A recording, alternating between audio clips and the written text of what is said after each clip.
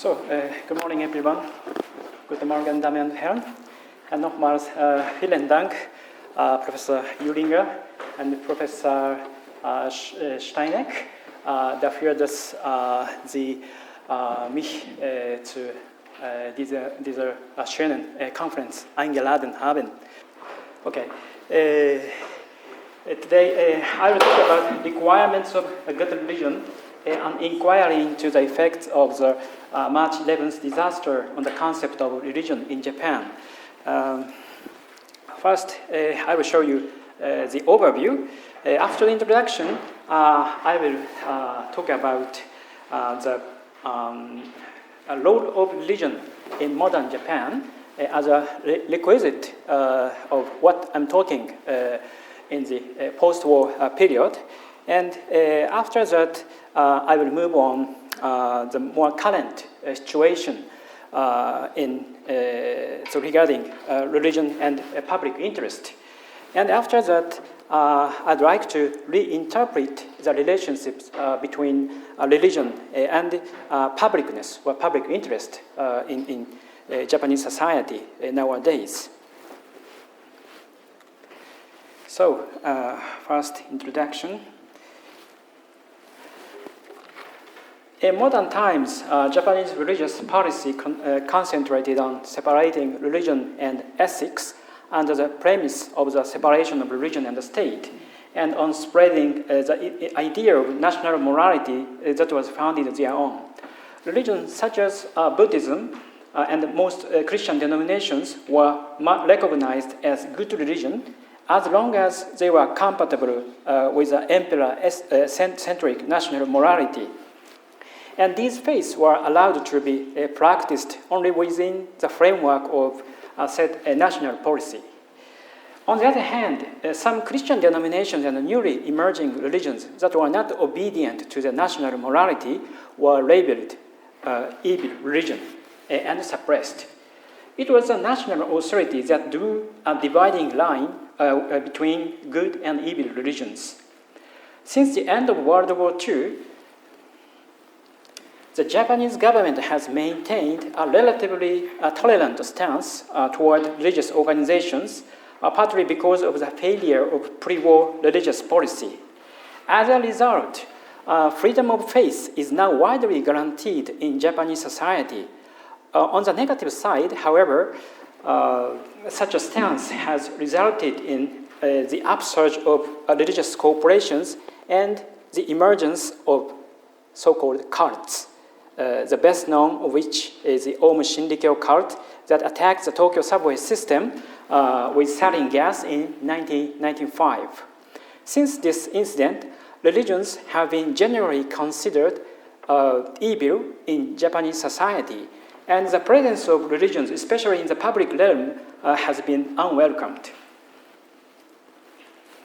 However, the Great East Japan earthquake that occurred on March 11th, 2011, caused the Japanese public opinion of religions to change.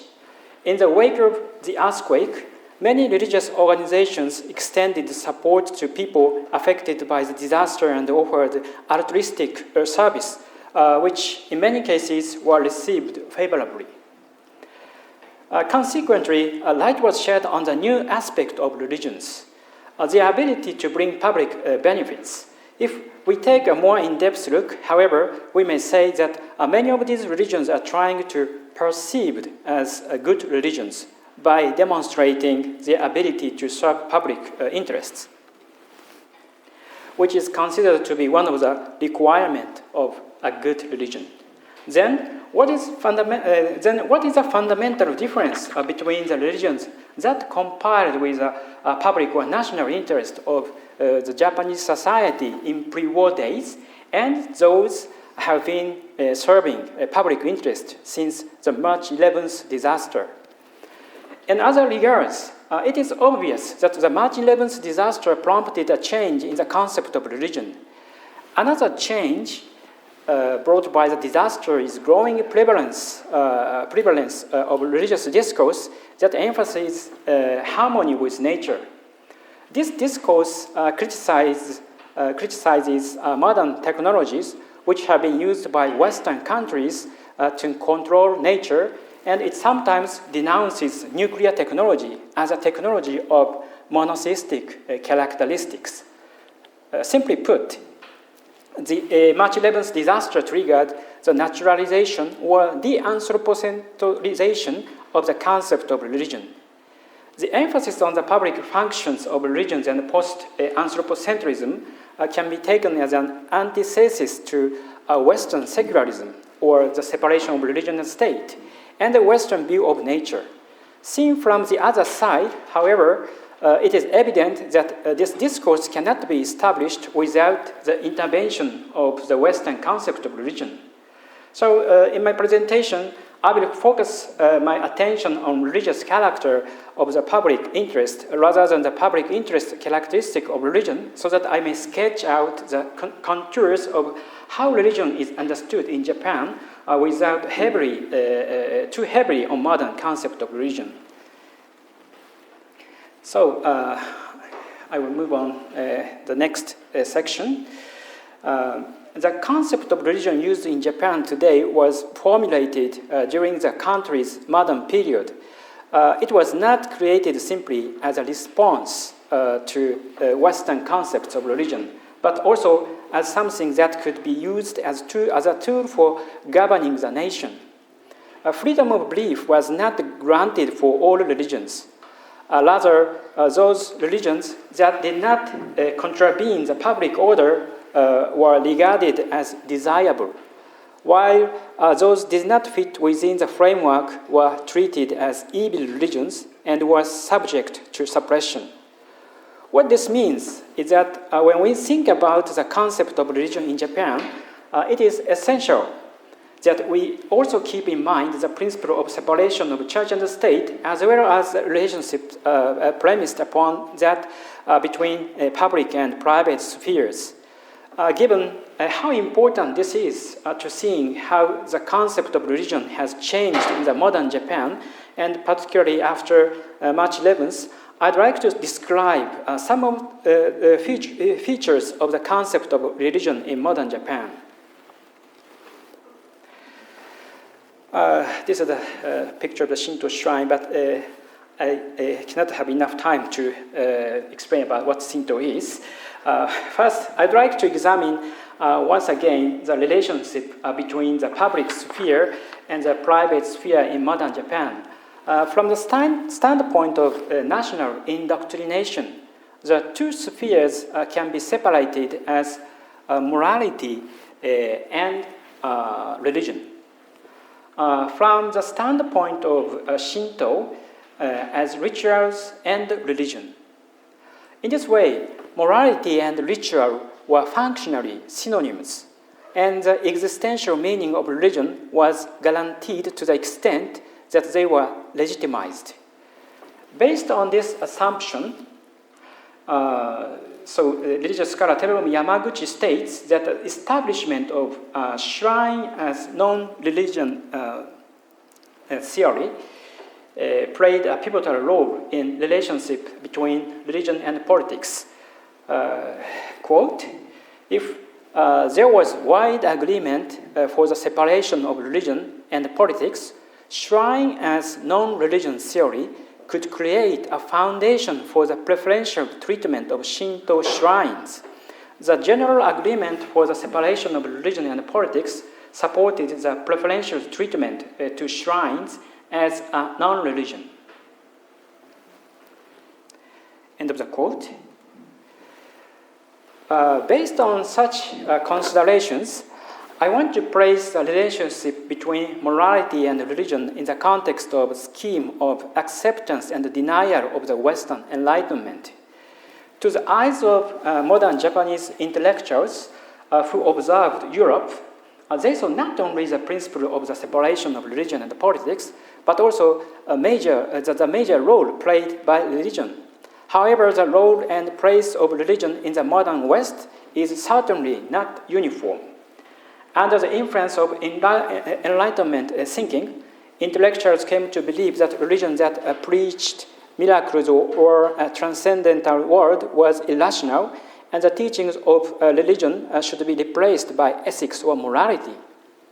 For example, the quest for the historical Jesus in the 19th century led to the dismissal of a Jesus who performed miracles and was resurrected, and to strong tendencies to reinterpret him as the supreme moral teacher for modern people. From the latter half of the 19th century to the beginning of the 20th century, the influence of Enlightenment thinking on American Christianity provoked two different types of reactions. Conservatives who viewed modern biblical criticism and evolutionary theory as destructive threats reaffirmed the fundamentals of Christianity, including the infallibility of the Bible and the virgin birth of Christ. They formed the beginning of Christian fundamentalism. By contrast, liberals believed that practice of love should have the first priority, instead of myriad doctrinal disputes. For them, the kingdom of God was nothing more and nothing less than a moral community. Thus, they promoted the ethicization and moralization of religion. So, how was a change in European and American modernity accepted in Japan? We can see an example of a classical response from a philosopher of University of Tokyo, Imperial University of Tokyo, Katsuhiro Kohara's the relationship between ethics and religion.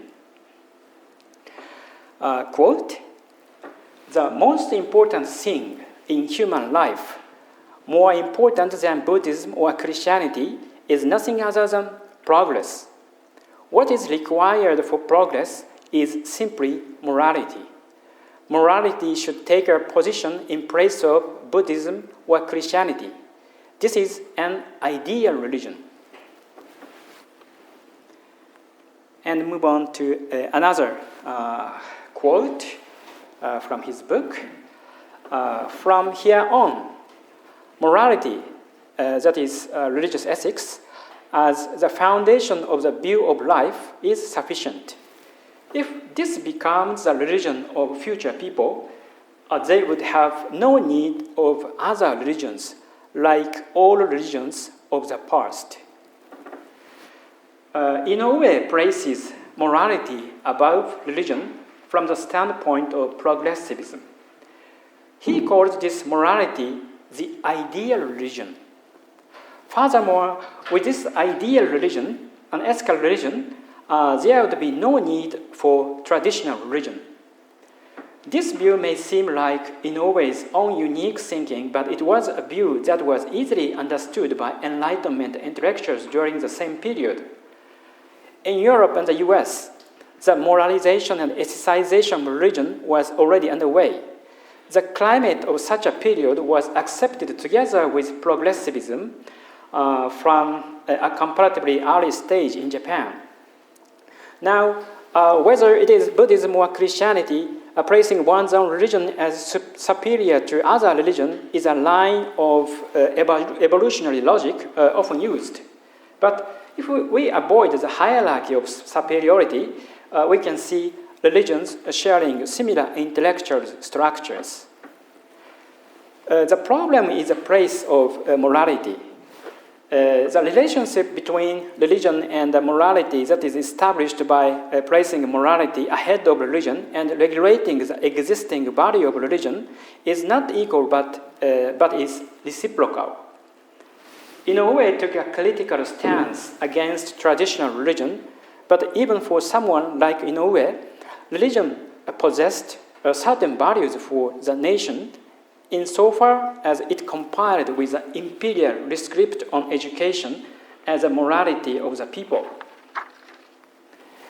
However, the relationship between morality and religion in Europe and America developed quite differently than it did in Japan.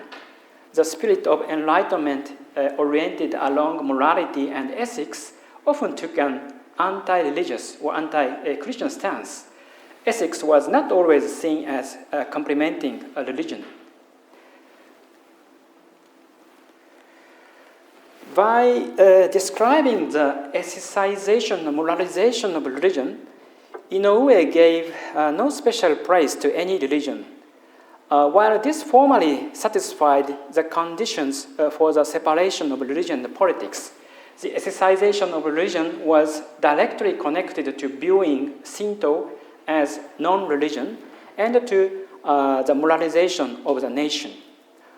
One cannot avoid seeing that these facets were two sides of the same coin.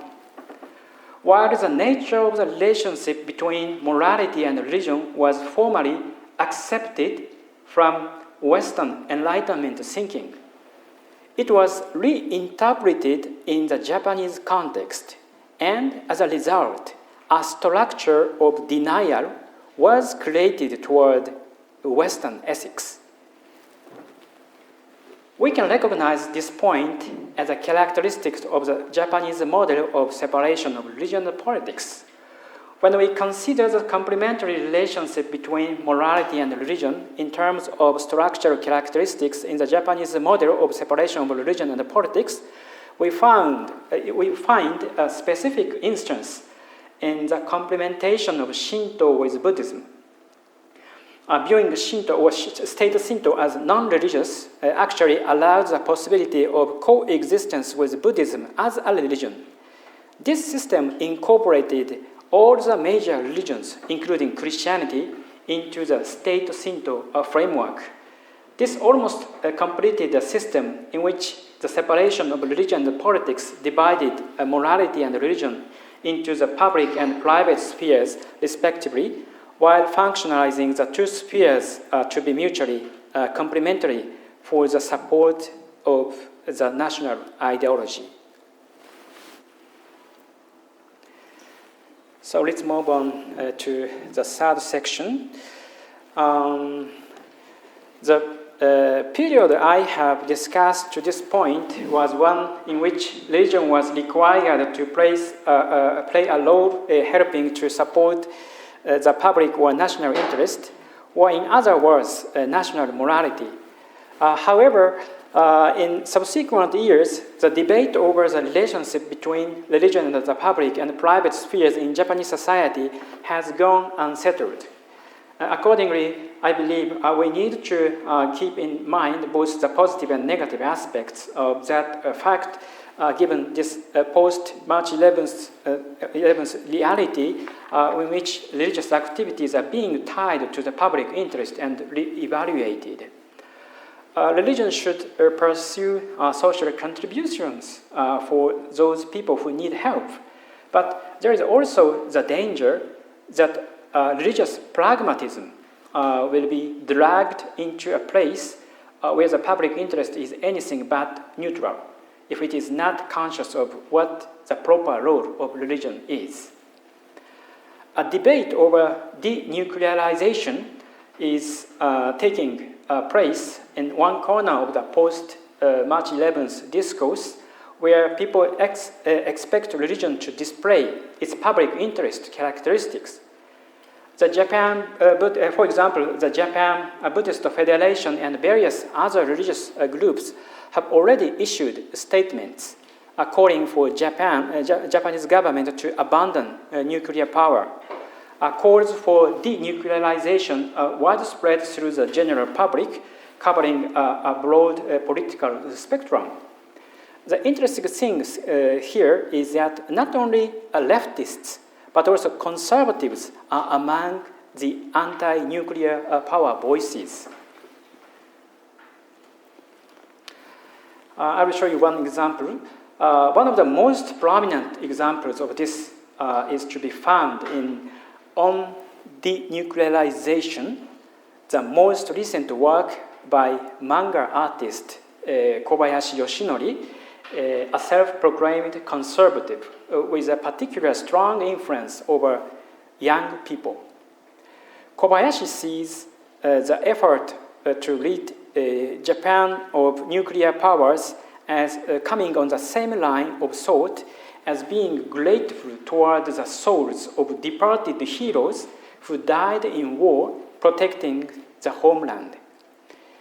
He has scathingly criticized nuclear power for destroying the unspoiled scene of the hometowns for which those war heroes gave their lives trying to protect. He has also directed his criticism towards the Western modernism that produced nuclear power, arguing that Japan should stop attaching itself to modernism and progressivism and return to Japanese view of nature. Kobayashi writes as follows, quote, whether it is energy-efficient home electronics or natural energy, a new stage of civilization is certainly coming that will be found on Japanese sensitivities regarding waste, mottainai, and Shinto. The progress here will likely be not toward Western rationalism, but rather bygone. The end of quote. While there are those in the religious world who agree with this kind of argument, there is no doubt that there are others who have the same objective but based on different logic. The post-March 11th public space likewise inevitably includes a mixture of movement and ideas. For that reason, it is crucial for the religious groups serving the public interest to be aware of the basic identity of religion, not reducible to the public interest.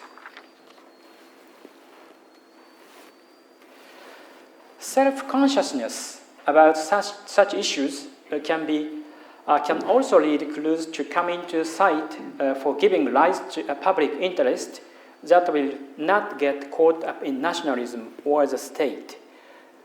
There has been a clamor for national unity since March 11th.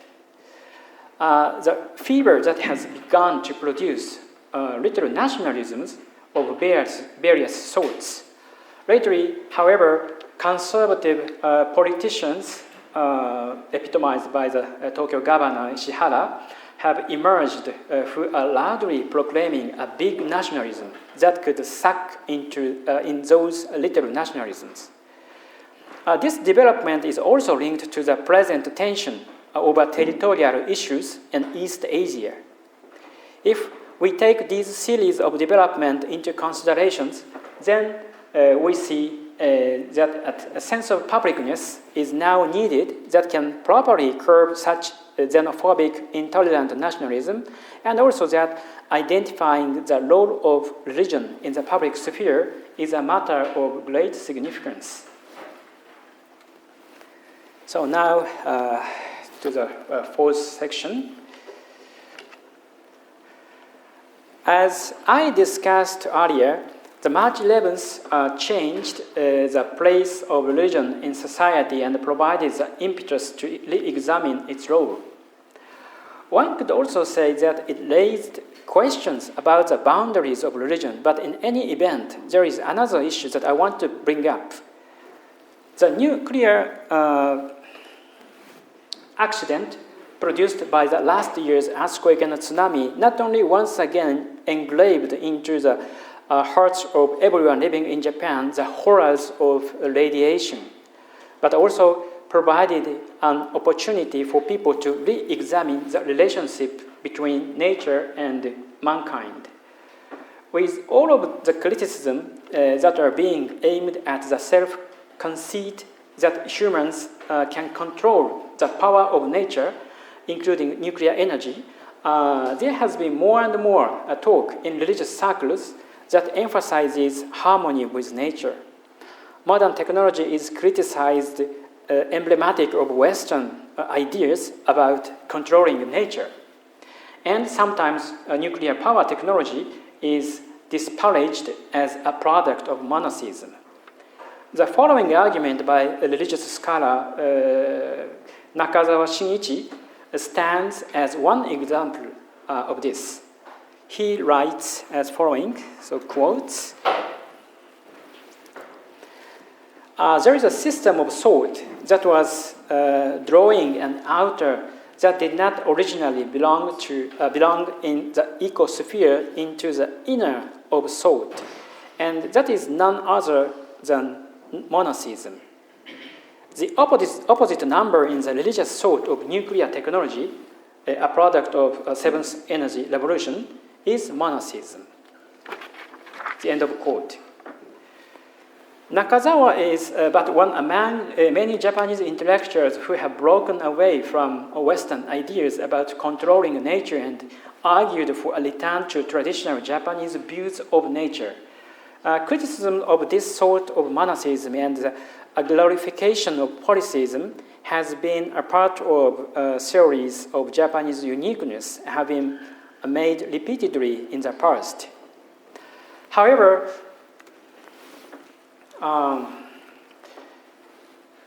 it can be said that March 11th has prompted a naturalization, that is to say, the anthropocentrization of the concept of religions. The crisis produced by March 11th is a composite formed from natural and man-made disasters. This unprecedented event eventually arose all of nature once again. No matter how much scientific technology may advance, human existence is frail before the ferocity of nature. If we think again here about what the public interest has signified historically in a Japanese context, we can infer that it referred not only to what was in the interests of human society, but also that public interest existed in an everyday sense precisely between mankind and nature. Humans have been awed by nature, and at the same time they have obtained their daily bread from it. When they took an animal's life, they expressed their awe and a sense of gratitude through memorial services of various kinds. If we understand prayer in the broader sense of the word, then you could say that natural world and animals were included in prayers in Japan. In that light, it is apparent that the way the public interest is understood in contemporary society is clearly anthropocentric. Furthermore, we can see that the modern public interest was built after having excised the public interest that existed among nature, animals, and humans. That modern concept of public interest provided the cornerstone upon which the modern concept of religion in Japan was formed, and that has been handed down to us today.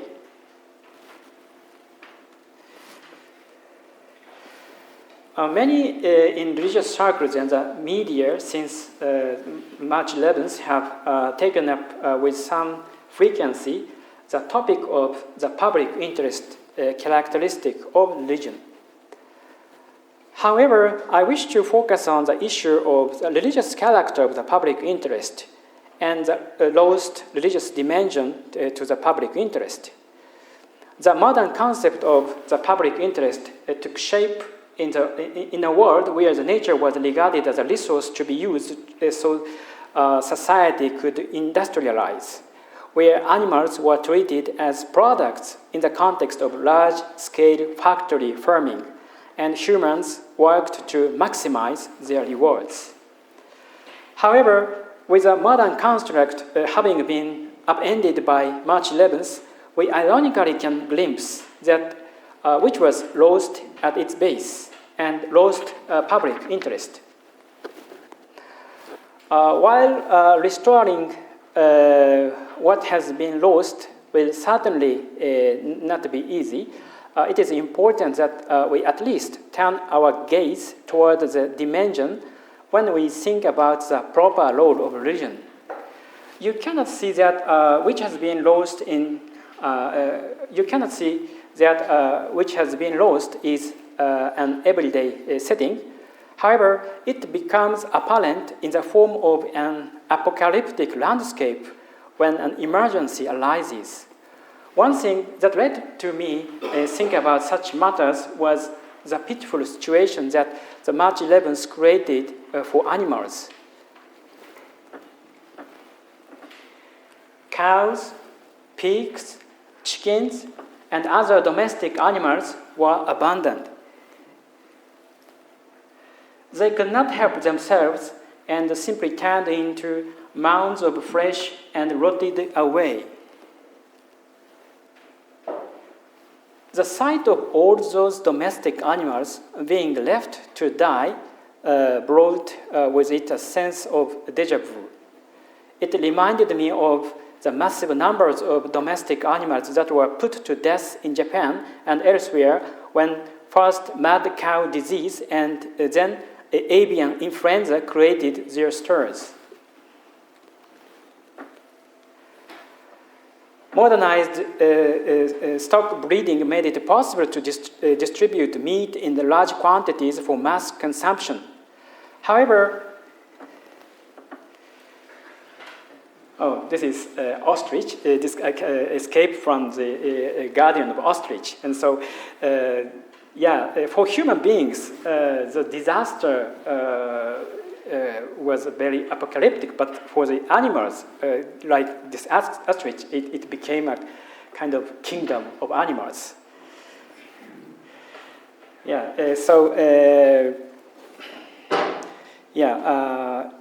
However, if the livestock has become infected or contaminated radioactively, then the large number of lives are disposed of simply because it is convenient for humans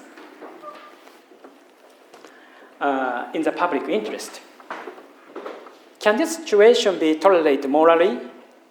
When the public interest of humans is the only thing you have in mind, then such a situation gets struggled off with that as shame, but it cannot be helped. However, you can imagine what happened. If Japan's religious culture is based on the idea of the organic relationship between nature, animals, and humans have been esteemed,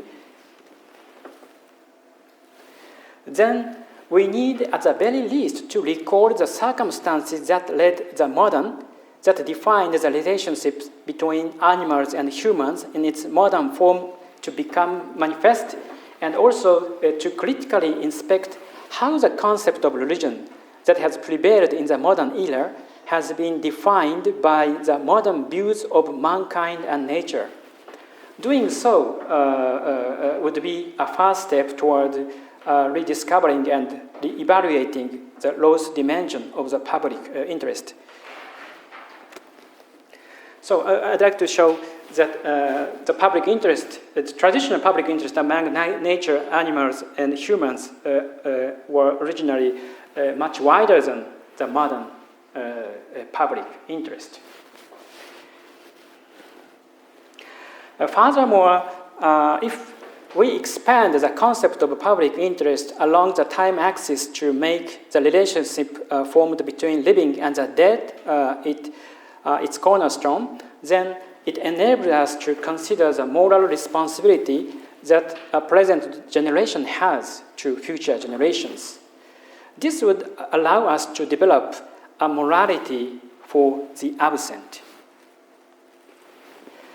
The large number of the people who were suddenly parted from the living on March 11th and could not even be given burials or memorial services prompted a re-examination at the national level of the relationship between the living and the dead. Furthermore, the radioactive contamination from the Fukushima Daiichi nuclear plant aroused a considerable concern for the future generations who have not even been born yet. Thus, March 11th forced us to face questions about the relations among the dead, future generations, and we who are living now. Both the dead and the future generations are absent people. From the perspective of the present generation, we need to pay attention to the fact that relationships we have with the absent people of the past and the future are not symmetrical by any means. We no longer have a stake in the dead. In contrast, future generations are the object of interests that will be affected by the actions we of the present generation take. Most Japanese religions have methods for mediating relations with the dead. However, while that traditional morality for the absent may provide us with a foundation, we now need to construct a morality for the absent that is directed toward future generations too. Thus, to deal with the problems that have been laid bare since March 11th, we now need to rediscover and reinterpret how we understand the public interest, to turn it into something that is not anthropocentric and is not present generation-centric. As we are doing this, we can combine retrospective elements in the concept of religion in Japan with prospective ones, and we might gradually come up with a conceptual framework that is not heavily reducible to Western concepts of religion. So now we reach the conclusion.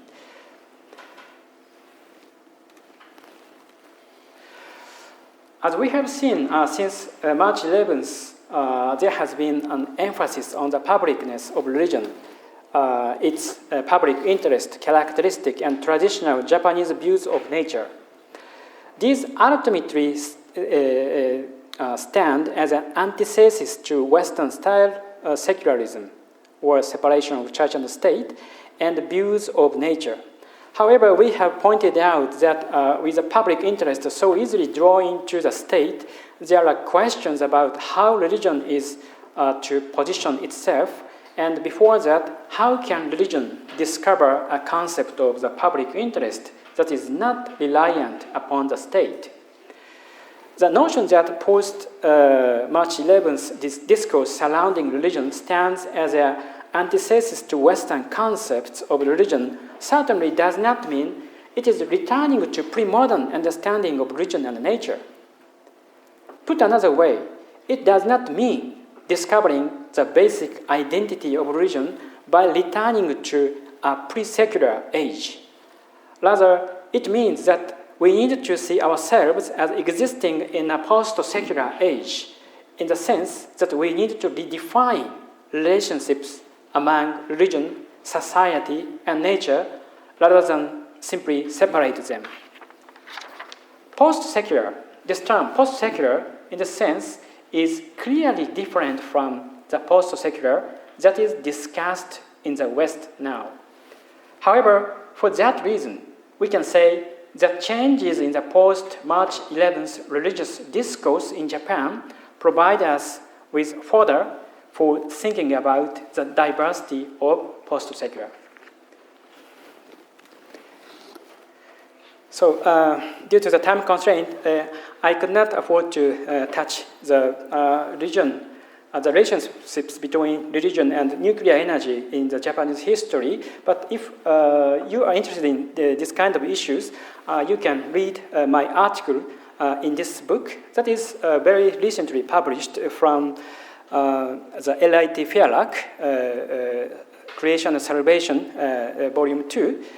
I wrote an article titled Creation and Apocalyptic Crisis in Japan, a theological lesson learned from the Hiroshima, Nagasaki, and Fukushima disasters. So, thank you very much for your attention.